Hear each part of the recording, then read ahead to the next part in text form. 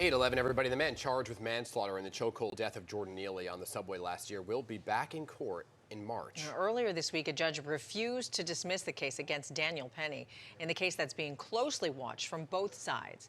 Joining us this morning to discuss what happens now is the attorney for the Neely family, Donte Mills. So good morning, Mr. Mills. Thanks for being with us.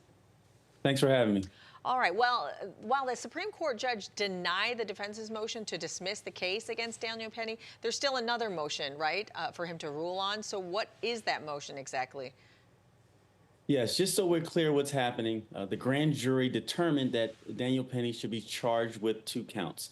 His attorneys asked the judge to throw those charges out, to dismiss the case, and effectively saying the grand jury, we shouldn't listen to them. But thankfully, the judge did not do that. The judge said that Daniel Penny will stand trial. He's going to have to face a jury, and it's going to be determined whether or not he's responsible for those charges. Now, there's some other motions that are pending. Those motions have to do with subpoenas and who can be called and what information the defendants can get. But those motions are not going to be dispositive, meaning they're not going to determine whether or not Daniel Penny has to stand trial. It's been decided. He will have to stand trial. We're going back to court in March, and we're hoping that we can push this trial out at some point towards the beginning of the summer so that this can happen before the 1-year anniversary of Jordan's death. So the Penny's attorney did release a statement saying this. Take a look right here. Quote, "We are confident that a jury aware of Danny's actions is putting aside his own safety to protect the lives of his fellow riders will deliver a just verdict." End quote. So that's a statement from their side. The defense attorneys went on to describe this case as an ill-conceived prosecution with what they're calling a low legal threshold. How do you respond to that? It's not. Like we said, the grand jury determined the charges. They said that there's a second-degree manslaughter charge and criminal negligent homicide.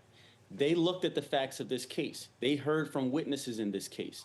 They saw the evidence, the video that everybody really recalls, where Daniel Penny decided to place his hands on Jordan Neely despite the fact that Jordan Neely never placed his hands on anyone on that train. They also saw that Daniel Penny decided to choke him for up to or at least 6 minutes without letting him go, even when people were screaming that Jordan Neely was going to die. So I don't think that this is a low threshold case. I think it's a high threshold case, but we have a lot of evidence that says Daniel Penny at some point should have let that stranglehold go. You don't strangle someone for over 6 minutes and expect that they're going to live. So that's really what this case is based on. We're not going to, we can get into the weeds about whether Daniel Penny acted right in the first place, but he should have let that chokehold go at some point. You sound pretty positive, optimistic that the prosecution will be able to prove this case beyond a reasonable doubt. I am. I've seen the evidence. We've all seen that video. And again, what you cannot deny is if someone chokes someone for that long, you have to understand what's going to happen. And that's really what we're basing our case on. There's a lot of factors here. You know, we're talking about mental health. We're talking about houselessness. We're talking about Daniel Penny, who was a Marine. There's a lot of factors at play. But ultimately, this comes down to he decided he had the right to intervene. And he did it in the wrong way. And he caused someone to die. And he has to be held accountable for that. So where do you go from here, right? When do you hope to actually begin the next step of this, which is jury selection, right? Yeah, so we're looking at, we're back in March, and March is going to be a pretrial conference. This case is not going to go to trial in March.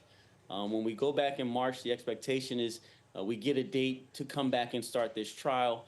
All of the pretrial discovery, who gets what, all of that should be decided by then so that when we get a date to come back, the trial just happens, and we're really looking forward to that moment. We want a jury, people of our peers, right, our community, to tell us what's right or wrong here. There's a lot of emotions on both sides. Listen, there were people stepping in front of trains and stopping trains from moving on one side, and then Daniel Penny raised $3 million for his defense on the other. So it's a highly charged case, and we want a jury to tell us really what is right and wrong in this situation. Yeah, a lot of folks will be paying very close attention to this case. Donte Mills, thanks again for your time this morning. We appreciate it. Thank you.